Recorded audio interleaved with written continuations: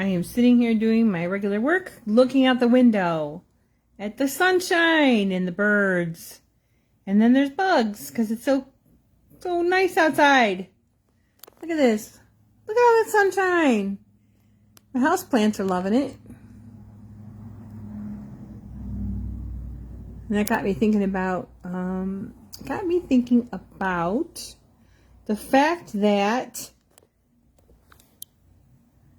I could still be gardening. If I had hoops and covers for everything, like all my beds, I could still be gardening. I could still be harvesting because I could have protected from the frosts or from the freezing mists. I could have protected from, all kinds of things, the cold weather, the winds and stuff. And I'm thinking I probably could actually put some hoops and covers on the front beds and sprinkle some lettuce seeds, get some more lettuce going. I might even be able to start some more carrots because it's going to stay like moist, so they might germinate. Now we do have possibilities of snow coming that's not going to stick around, but if they're covered, the snow lands on top and it's not going to kill them off. I know I had been on a big hoops and covers kick before, and I know I've mentioned before that with the weather changing as it being like, just so unpredictable, warm, cold, that having framework on your beds all the time is a great idea, because if you need to, you could put frost cloth on, or if you needed to trade it out with bug netting, you could do that. If you needed to, you could put plastic over it, like as a greenhouse kind of effect. And, we could still be growing.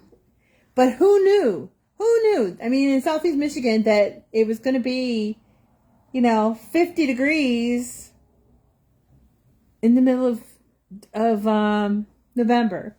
Now, I do see that there are also some 40-degree days coming, but when you look at the lows, they're not that low yet. They're still not that low yet. And there are a lot of crops, that, like the cold crops, that can be grown under cover. I think they'd be just fine. So, I'm thinking about that.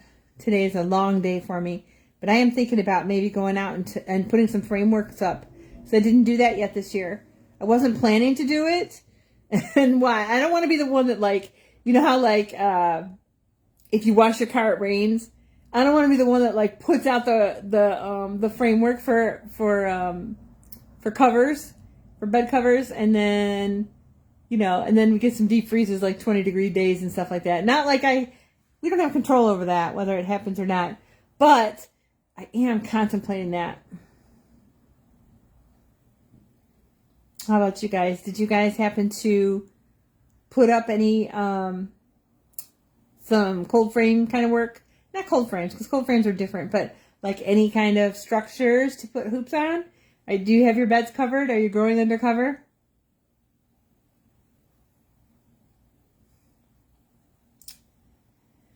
There's a very good book by Nikki Jabbour, and she's up in Canada. And she wrote a book called Growing Under Cover, which I have somewhere. We just painted, so all my reference books are all different places right now. It is... Oh, there it is. Yeah, Growing Under Cover. It is... You won't be able to see it. It'll be backward, but let's take a look. Right up.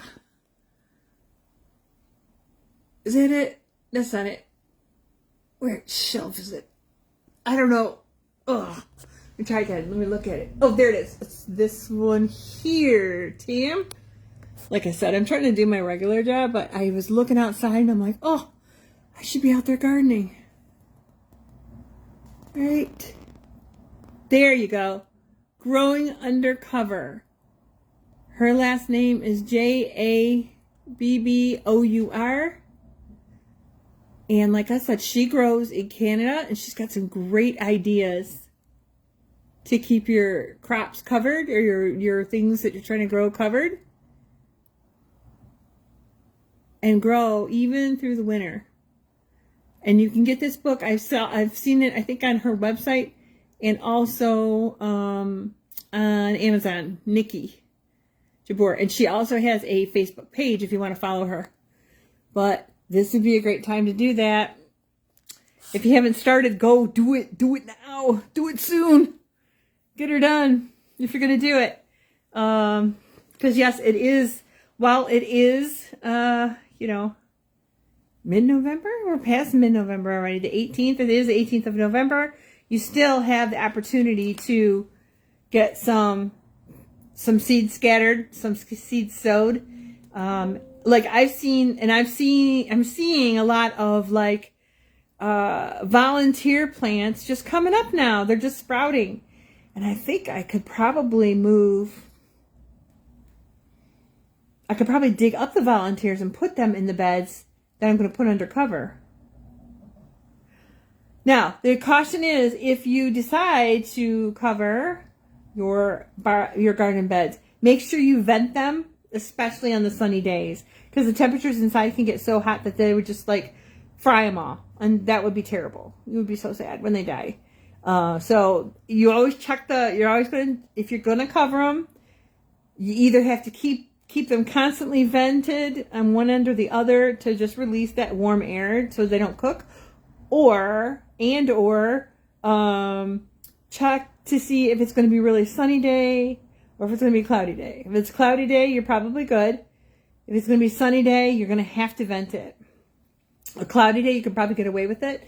But even if the temperatures outside are 30 degrees, but it's sunny, the inside of the hoops could be 50, 55 degrees, maybe 60, depends on how much sun we get. And, where you placed your garden. The other part is that they're going to grow best. A lot of things are going to grow best if they're on the south side of your yard. So even if you don't have a garden set up yet, but you're thinking of putting one in, this is a great time to do it. And put it on the south side of your yard. That's where you're going to get usually the most sun. Even if you have really large trees around that are not evergreen trees, you can put it on the south side because the leaves are going to fall. Or they're already fallen. So the sunshine gets through just fine. It gets through really, really well in the wintertime. But give it a go and see what happens. Yeah. So I think that's all the break I can take right now. So I'm going to go back to my regular scheduled work. But just wanted to throw that out there as an idea. So, Sammy Lowe, the Lazy Northern Gardener in Macomb Township, Southeast Michigan. Love you guys. Saying learn and grow some more.